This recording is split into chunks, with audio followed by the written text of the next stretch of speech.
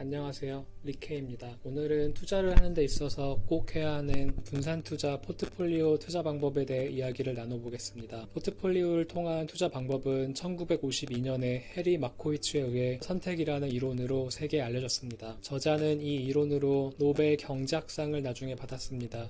이 현대 포트폴리오 이론은 지금까지도 기관과 펀드 위험과 수익의 균형을 맞추기 위해서 많이 사용되고 있습니다. 마코이츠의 아이디어는 간단하지만 그 당시에는 혁명적이었습니다. 투자자들은 개별 증권의 기대 수익뿐만 아니라 그들의 위험도 고려해야 했습니다. 다른 유형의 증권을 결합함으로써 투자자는 어떤 개별 증권보다 전반적인 위험이 낮은 포트폴리오를 만들 수 있었어요. 이러한 다각화에 대한 생각은 이제 투자 관리의 초석이 되었습니다. 코이츠는 투자자들이 포트폴리오에 대한 정보에 입각한 결정을 내릴 수 있도록 돕는 수학적 도구였습니다. 그는 포트폴리오의 기대 수익률과 리스크를 계산하는 방법, 주어진 리스크 수준에 대해 기대 수익률을 극대화하는 최적의 포트폴리오를 선택하는 방법을 보여줬습니다. 투자법의 효율성은 실제에서도 그 효과가 인정받았으며 위험과 수익 사이의 균형을 시각적으로 표현한다는 평을 받고 있습니다. 마코이츠의 이론은 금융 분야에서 중요한 돌파구였었고 지속적인 영향을 지금까지 미치고 있습니다. 그 당시 사용되었던 오래된 임시 방법을 대체하면서 투자 관리에 대해서 과학적인 접근을 제공했습니다. 이 이론은 수년에 걸쳐 확장되고 다듬어져 왔으며 그 핵심 아이디어는 여전히 그 유용성과 관련성이 있습니다. 마코이츠 박사의 글은 금융 전문가들과 학생들에 의해 지금까지 널리 읽히고 있습니다.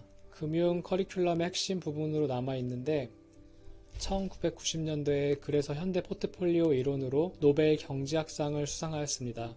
이 상은 금융 경제 발전에 대한 그의 기여와 투자 관리의 위험과 수익에 대한 그의 혁신적인 아이디어를 인정받았습니다. 결론적으로 해리 마코이츠의 포트폴리오 셀렉션은 금융 분야에서 획기적인 사건이었습니다. 좀 더 자세하게 이야기한다면 포트폴리오 투자법은 주식, 채권, 현금 등 다양한 자산의 리스크 계산을 통해 분산 투자를 하는 겁니다. 자산 배분의 이면에 있는 아이디어는 투자를 다양화함으로써 투자 목표를 달성하여 포트폴리오의 전반적인 위험을 줄일 수 있다는 거죠. 자산 배분과 관련해서는 고려해야 할 몇 가지 원칙이 있습니다. 일단은 다양화가 있습니다. 분산 투자는 주식, 채권, 현금과 같은 다양한 자산 계층 간의 투자를 분산시키는 일입니다. 이렇게 하면 다양한 유형의 자산 간의 투자를 분산시켜 포트폴리오의 위험을 줄일 수 있습니다. 또 다른 원칙은 위험 및 수익에 관한 원칙입니다.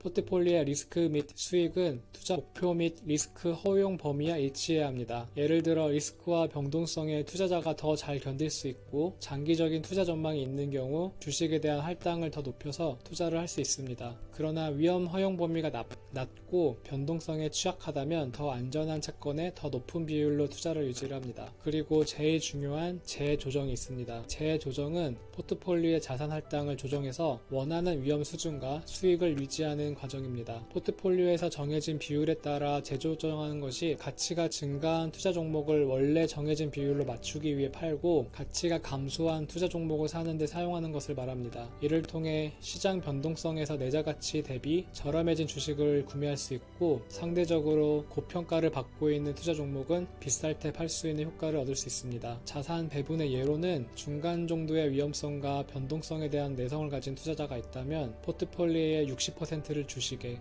30%를 채권에 10% 정도의 현금을 가지고 있는 겁니다. 이 할당은 주식에서 더 높은 수익을 얻을 수 있는 가능성을 허용하는 동시에 채권과 현금에서 어느 정도 안정성을 제공합니다. 은퇴가 임박한 투자자의 경우 리스크와 변동성 내성이 낮기 때문에 포트폴리오의 30%를 주식에 60%를 채권에 10% 정도를 현금을 가지고 있는 것을 할 수 있습니다. 이러한 할당은 성장 잠재력과 안정성의 균형을 제공해서 투자 범위와 위험 내성에 적합할 수 있습니다.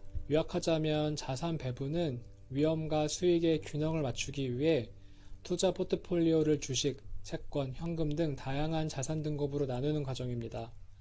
자산 배분의 원칙에는 다각화, 위험과 수익, 재조정, 세금 영향 등이 포함됩니다.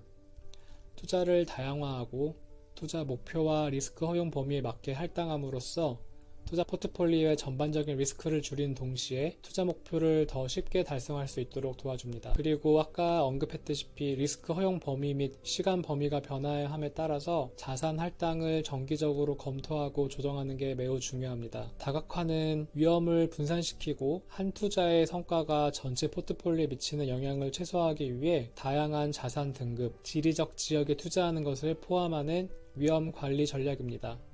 다양화를 통해 투자자들은 잠재적으로 시장 변동성이 포트폴리오에 미치는 영향을 줄이고 장기적인 재무 목표를 달성할 가능성을 높일 수 있습니다. 다양화를 위한 또 다른 방법은 사업 부분과 지리적 다양화를 통한 것입니다. 예를 들어서 투자자는 미국, 유럽, 아시아와 같은 다른 지리적 지역뿐만 아니라 기술, 의료 및 금융과 같은 다양한 다른 분야에 투자를 할 수 있습니다. 이를 통해 한 부분 또는 지리적 지역의 성과가 전체 포트폴리오에 미치는 영향을 줄일 수 있습니다. 단순한 다각화의 예로 단일 기술 기업의 주식과 같이 저축한 모든 것을 단일 주식이나 단일 부분에 투자한 개인이 있습니다. 만약에 기술 부분이나 특정 회사의 실적이 저조하다면 저축 전체가 영향을 받을 수 있습니다.